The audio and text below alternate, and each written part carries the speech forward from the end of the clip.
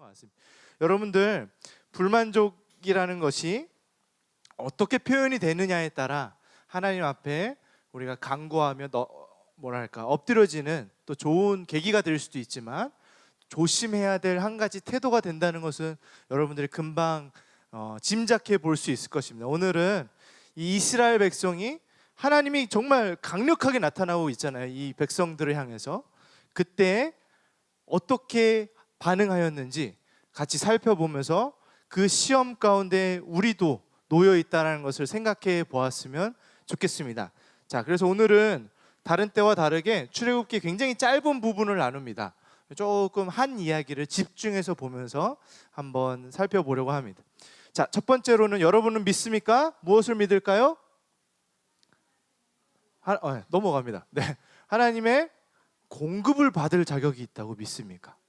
여러분들은 믿으시나요? 하나님의 공급받을 자격이 있다고 믿습니까? 네. 자, 이게 질문이 굉장히 트리키합니다. 한번 보십시오. 이따가 보시면 왜 그런지 알 겁니다. 한번 말씀을 같이 한번 읽어볼까요? 자, 시작.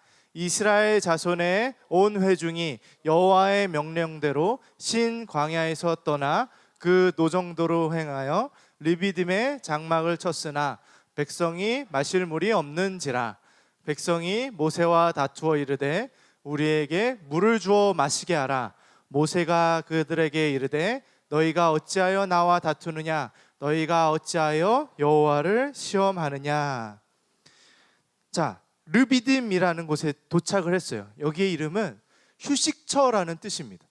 거기에 도착해서 있는데, 이 전장에 무슨 이야기가 나오냐면 만나와 메추라기를 먹을 걸로 주시는 하나님 이야기가 나옵니다. 근데 이제 이곳에 오니까 사람들이 목이 마른 겁니다. 목이 말라서 물을 구하는 것까지는 좋은데 뭐라고 합니까? 물을 좀 주어 마시게 하라. 마치 그것이 당연한 것이냐 하나님께 요구하기 시작합니다. 여러분들, 아까 질문에 조금 함정이 숨어 있다고 그랬는데, 공급을 받을 자격이 있다고 생각하는가? 자격이 있는 것처럼 우리가 하나님 대하고 있지 않은지 생각해 보아야 됩니다. 여러분, 하나님의 은혜를 뭐라고 부르는지 알아요? 자격 없는 자에게 주시는 사랑이라고 합니다. 그런데 자격 없는 자에게 주시는 이 부분을 빼버리면 마치 받아 마땅한 사랑처럼 변해버리는 것이죠. 아까 준영이가 누나들 밥을 퍼오더라고요. 네. 밥을 퍼왔는데 누나들이 오더니 숟가락은 이래가면서 그러니까 이제 준영이가 누나들 가고서 저한테 하는 말이 고마운 줄 모른다고. 네. 네.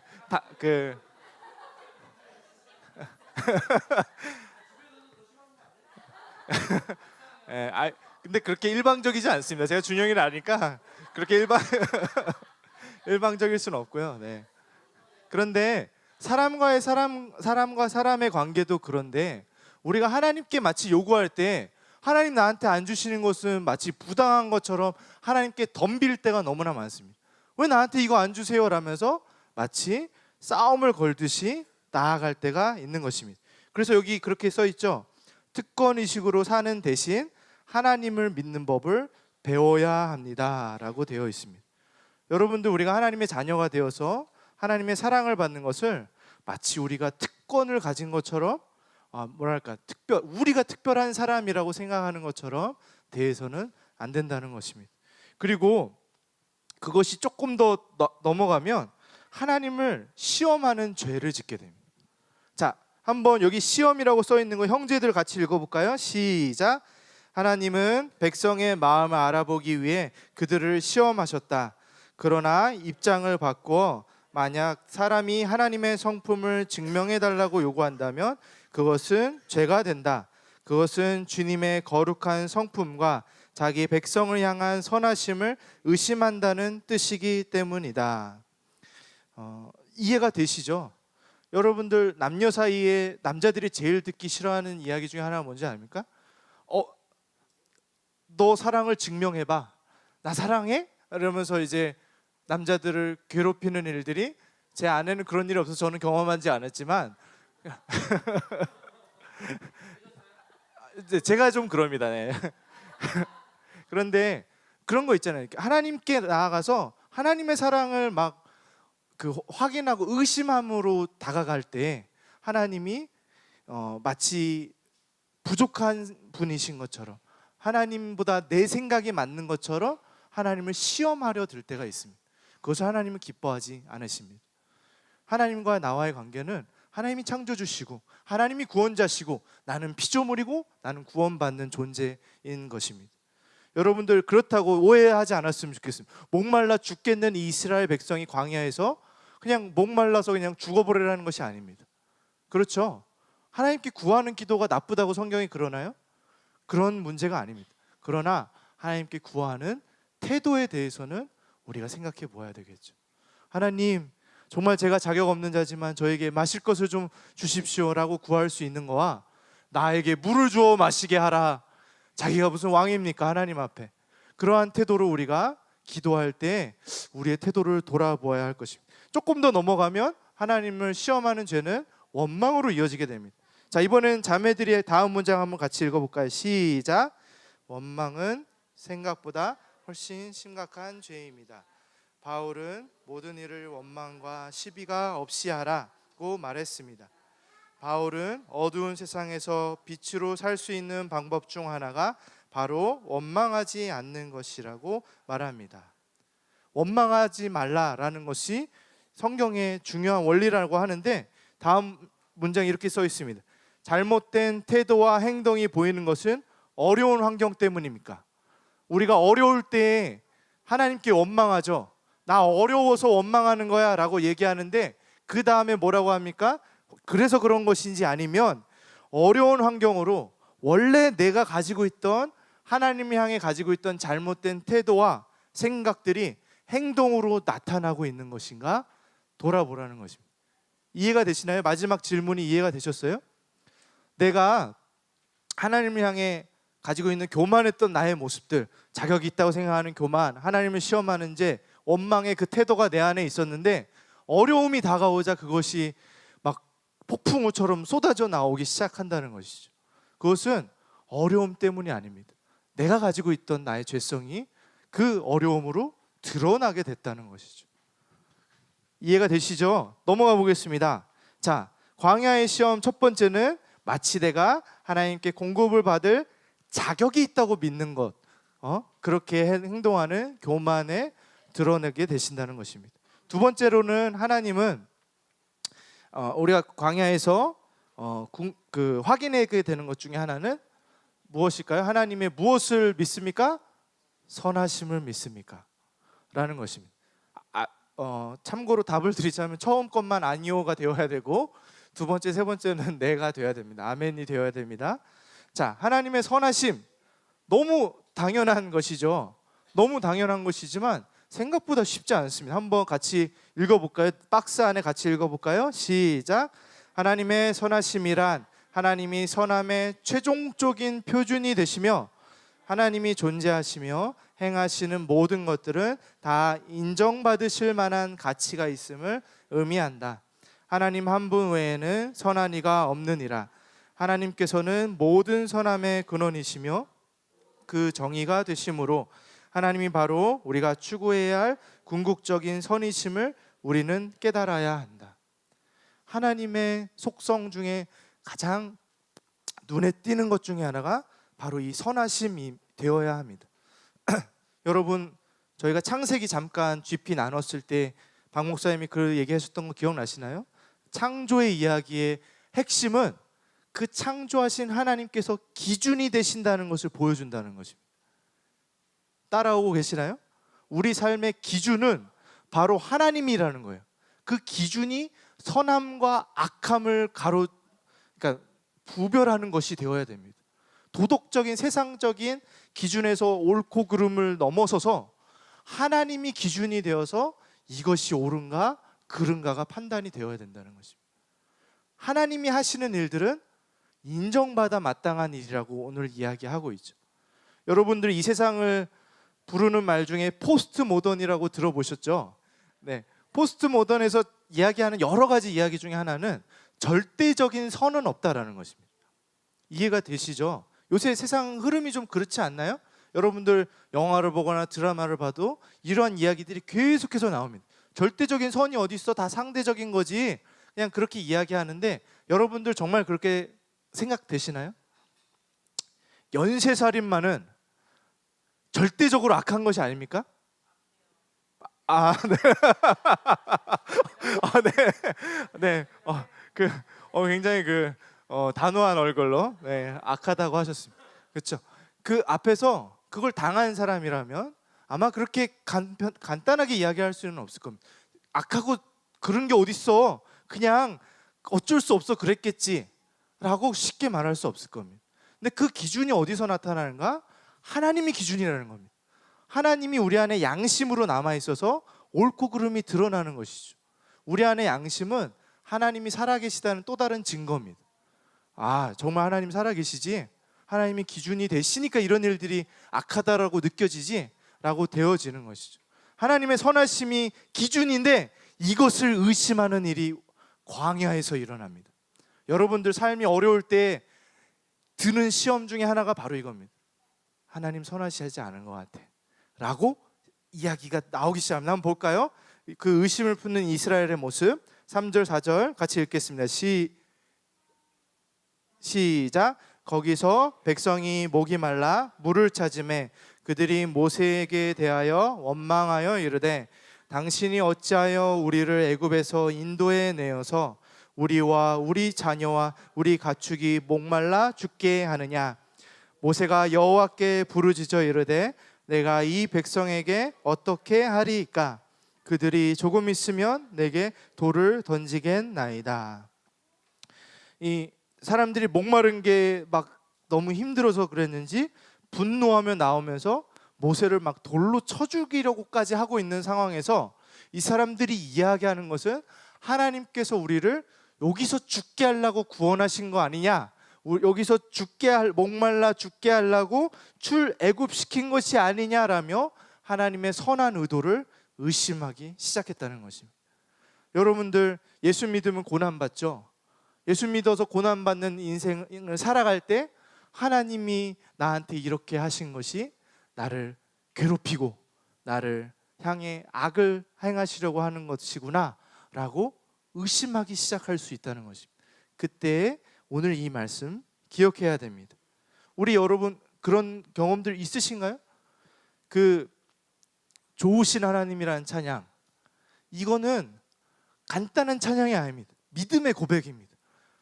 내가 정말 세상이 이해할 수 없는 이 어려움을 겪었는데 내 하나님 좋으신 하나님이죠. 그 고백입니다. 그냥 아이들의 해맑게 좋으신 하나님 하면서 하는 그냥 어린이 찬양으로 그쳐서는 안 되고 우리가 믿음으로 고백하는 고백이 되어야 됩니다. 여러분도 이게 그렇게 쉽지 않다는 것을 동의하고 따라오고 계시죠?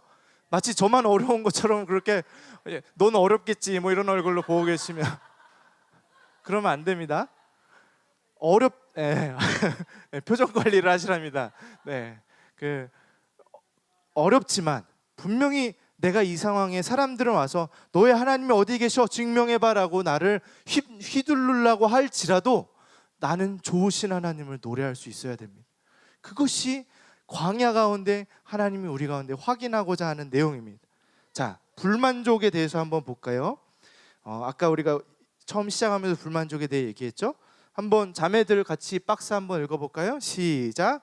불만족이라는 죄는 그 자체가 형벌이라 자악하게 만듭니다.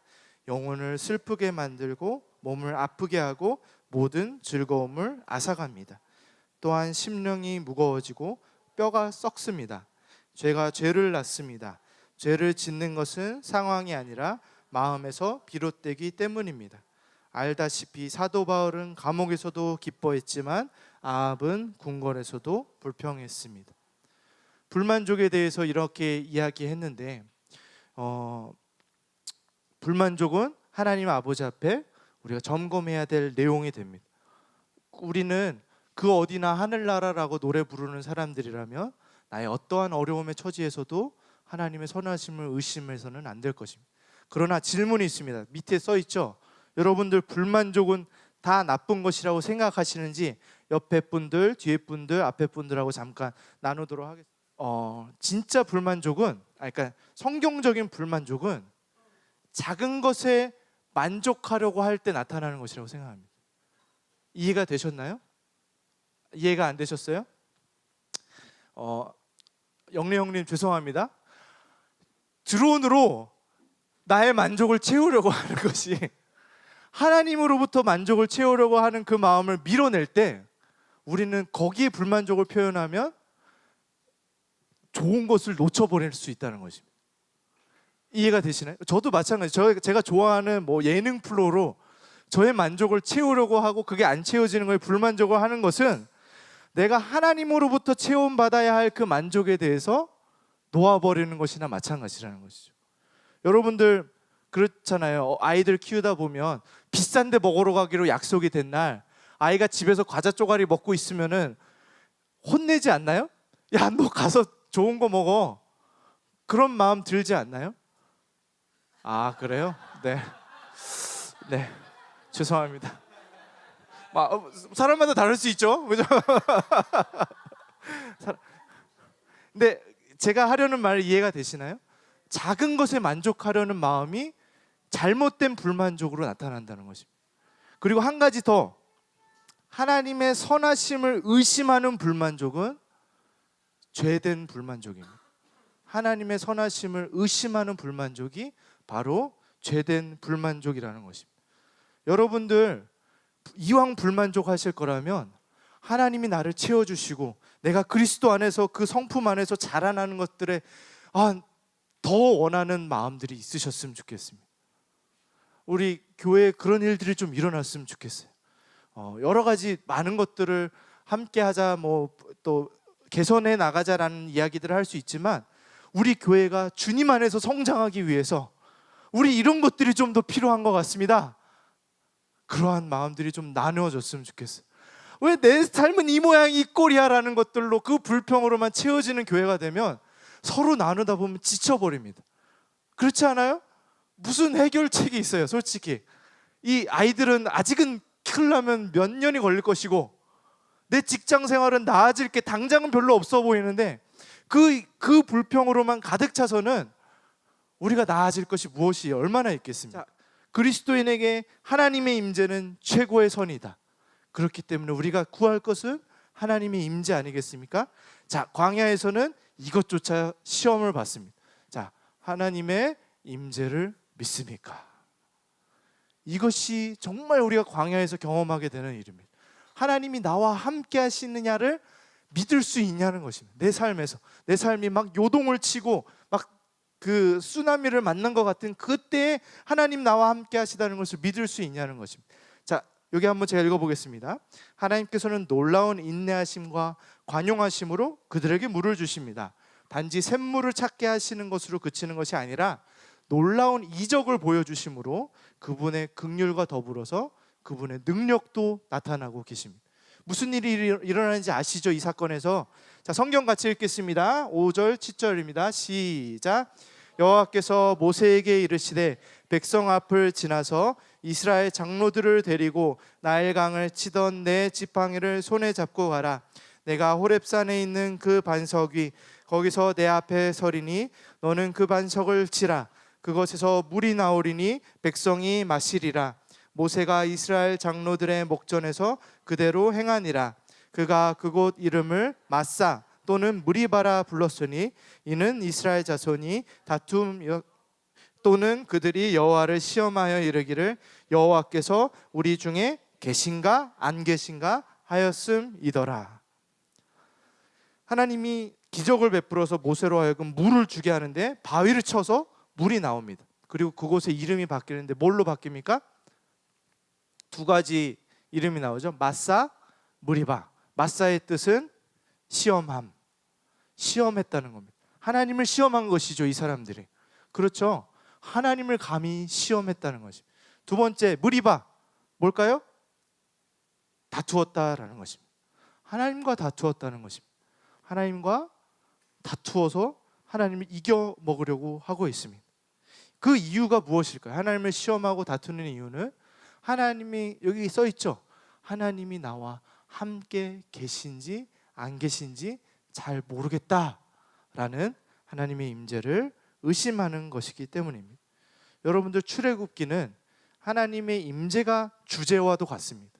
하나님께서 이스라엘 백성과 함께 하신다는 것을 보여주기 위해서 10가지 재앙 때부터 그 유월절 사건부터 또 그 홍해를 가르는 일과 계속적인 그 성전의 일들과 모든 것들이 하나님이 너와 함께 한다는 것을 보여주기 위해 일어났던 사건들입니다. 그리고 그것은 지금까지도 마찬가지입니다. 여기 밑에 하나님의 임재 다 같이 한번 읽어볼까요? 시작. 영원하신 하나님께서 시간과 공간의 영역으로 들어오셔서 자신을 드러내시는 것을 말한다. 구약 시대에는 특정한 장소, 시내산 등이나 회막, 언약궤, 성전, 이스라엘 백성 등에 임재하셨고, 신약 시대에는 예수 그리스도의 성육신을 통해 자신의 임재를 확인시키셨으며 또 세상 끝날까지 성도와 함께 있을 것을 약속하셨다. 하나님은 임재의 역사를 통해 자기 백성을 돌보시며 그들을 영광의 나라로 인도하신다. 하나님의 임재가 얼마나 그 지속적인 주제인지 성경 속에서 우리는 알아야 됩니다. 오늘 학계 여러분 설교 말씀 기억나시나요? 학계에서 사람들이 우리가 하나님이 나와 함께 하는지 의심할 때 하나님이 출애굽할 때부터 내가 계속하여 너희와 함께 한다라는 그 말씀 여러분 설교 중에 기억나시죠? 네, 끄덕거리는 분 분명히 계셨습니다. 네, 기억나시리라 믿습니다. 그러나 더 중요한 건 그 하나님이 지금 나와 함께하고 계시냐는 걸 믿고 계십니까? 그 믿음으로 살아가야 됩니다. 여러분들 앞에 불만족 얘기했는데 불만족의 최고의 치료제는 하나님이 나와 함께 하신다는 것을 확인하는 것입니다. 그 선하신 하나님이 나와 함께 하신다는 것을 확신한다면 그 불만족은 눈 녹듯이 사라질 것입니다. 자, 신약에서 오늘 이 사건에 대해 언급하는 장면이 나옵니다. 바울의 이야기인데 고린도전서 10장 1절부터 6절입니다. 한번 이거는 교독해 보겠습니다. 자, 형제들 먼저 시작. 형제들아, 나는 너희가 알지 못하기를 원하지 아니하노니 우리 조상들이 다 구름 아래에 있고 바다 가운데로 지나며 속하여 다 구름과 바다에서 세례를 받고 다 같은 신령한 음식을 먹으며 같은 신령한 음료를 마셨으니 이는 그들을 따르는 신령한 반석으로부터 마셨음에 그 반석은 곧 그리스도시라. 그러나 그들의 다수를 하나님이 기뻐하지 아니하셨으므로 그들이 광야에서 멸망을 받았느니라. 이러한 일은 우리의 본보기가 되어 우리로 하여금 그들이 악을 즐겨한 것 같이 즐겨하는 자가 되지 않게 하려 함이니. 바울은 신약에서 이 사건을 돌아보며 마치 우리가 구약 성경을 가지고 지금 설교하는 것처럼 그때 사건을 가지고 그리스도의 복음을 설명하고 있습니다. 여러분들 여기서 그 모세가 쳐서 물이 나왔던 바위가 무엇이라고 설명하고 있습니까? 그 모세가 친 바위가 신약적으로 어떤 의미를 가지고 있다고 이야기하고 있습니까? 그 바위가 곧 그리스도시라라고 이야기하고 있습니다. 지금 이스라엘 백성은 뭐라고 이야기합니까? 구름 아래에 있다. 구름 기둥을 따라 살아가고 있고 바다 가운데로 지나갔다 홍해를 지나가고 있고 그리고 그 안에서 너무 문학적이고 아름다운 표현 아닙니까? 구름과 바다에서 세례를 받았다. 하나님의 자녀가 되었다. 하나님의 백성이 되었다를 마치 그 구름과 바다를 지나가는 그것이 새로운 인생으로 펼쳐졌다라는 것으로 세례를 받았다라고 표현합니다. 그리고 신령한 음식을 먹었다. 그 음식이 뭡니까? 만나. 메추라기는 사실은 원망의 결과입니다. 메추라기는 이 사람들이 우리 고기는 안 줘요? 네, 너무 제 목소리가 나왔나요? 제 마음의 소리가 나와서 네, 오늘 그 고기 들어 있었습니다 오늘. 네, 그 고기 안 줘요라고 하자 그때도 마찬가지로 하나님께 겸손히 구하는 것이 아니라 왜 우리 고기 안 줘요? 라고 마땅히 자기들이 마치 고기를 받아야 마땅한 사람들인 것처럼 이야기할 때 하나님이 한번 진물 나도록 먹어봐 하면서 허락해 주신 것이 메추라기였습니다. 그래서 신령한 음식은 오히려 만나로 더 이해하면 좋을 것 같고, 신령한 음료, 또 하나님이 또 마실 물들을 허락하여 주시는데 그 물이 어디서 나오는가? 예수 그리스도를 통해 나온다는 것입니다. 하나님은 이 백성을 처음 마땅한 상황이었습니다. 아니 어디 감히 하나님께 물 내놓으라고 시위를 하고 있습니까? 그들을 향해 하나님이 심판을 하셔도 마땅할진데 하나님은 참으시고 오래 참으시고 그들을 향해 자비와 긍휼을 베풀며 물을 허락하시는데, 그것은 마치 우리에게, 죄된 우리 인생에게 예수 그리스도를 통해 생명수를 주시는 것과 마찬가지라는 것입니다. 우리 인생이 체험받는 건 예수 그리스도를 통해 체험받아야 되는 것입니다. 예수 그리스도를 의지하여 살아가야 됩니다. 예수 그리스도의 이름이 무엇입니까, 여러분? 교회 다닌 짬밥이 좀 되시면 이 정도는 아시리라 생각됩니다. 예수님의 여러 가지 이름 중 유명한 그 이름 4글자, 그리스도? 그거 말고요. 네, 하나 더 있어요. 네? 임마누엘. 아멘. 임마누엘. 임마누엘 뜻이 무엇입니까? 하나님이 나와 우리와 함께 하신다. 예수님은 우리에게 그것을 증명하고 보여주시고 나타내시고 확신시키시고 점검하게 하시기 위해서 이 땅에 오신 우리의 하나님이십니다. 그분을 통해 우리가 내가 주님과 함께하고 있구나 라는 것을 알아야 됩니다. 그분을 통해 내 생명을 누려야 됩니다. 예수님을 통해 생명을 누려야 됩니다. 자, 그렇다면 적용으로 넘어가겠습니다. 첫 번째로는 뭘까요? 다 나와버렸네요. 자, 매일의 필요를 채우시는 하나님을 믿음으로 살아가야 됩니다. 우리가 광야의 시험 가운데 있을 때, 여러분들 인생이 정말 너무 힘들다라고 느껴질 때, 그때 하나님께서 나의 필요를 채우시는 분이라는 것을 믿고 가셨으면 좋겠습니다. 그리고 예수 그리스도를 통하여 나의 영혼의 필요가 채워지는 것 또한 믿고 살아가셨으면 좋겠습니다. 그리고 조금 더 여지가 된다면, 아니요, 그렇게 말하면은 난 여지가 안 되니까 이럴 것 같아.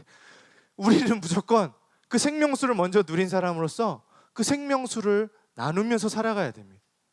여러분들이 믿지 않는 가족들에게, 친구들에게, 회사분들에게 뿐만 아니라 교회 안에서도 서로를 향해서 이 생명수를 전하면서 살아야 됩니다.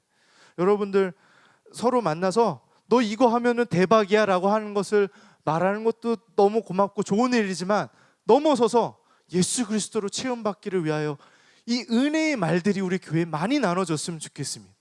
세상적인 이야기 하지 말자는 거 아닙니다. 저 그런 거 되게 좋아해요. 뭐 저 때문에 하자는 게 아니라, 그런 게 꼭 나쁜 게 아니라는 것입니다. 먹고 마시는 문제, 우리가 뭐 운동하고 즐기는 문제, 이런 것들이 다 나쁘다는 것은 아니지만, 이런 것들로 만족할 수 없는 우리의 인생이라는 것을 깨닫는다면 우리는 예수 그리스도에 대해 더 많이 나누고 더 많이 전하는 자들이 되어야 할 것입니다. 힘들지? 우리 주님의 그 채우심을 기대하면서 내가 기도해 줄게 라고 하는 격려와 참된 생명의 말들이 교회에서 많이 이루어졌으면 좋겠습니다. 우리 청년들 만나면 취직에 어려움이 있고 미래에 대한 불안이 있는 친구들을 향해서 그런 말들을 좀 전해 주십시오. 알아. 그런데 하나님 우리 편이시잖아. 힘내자 라는 말들을 좀 전해 주시고, 얼굴이 이렇게 썩어가는 분들 찾으시면 왜 그러십니까? 뭐 비타민이라도 드세요 이런 얘기들도 하시지만, 정말 주님의 은혜로 새로워지기를 격려하고 속으로 정말 기도해 주시고 은혜를 나누는 교회 공동체가 되었으면 좋겠습니다.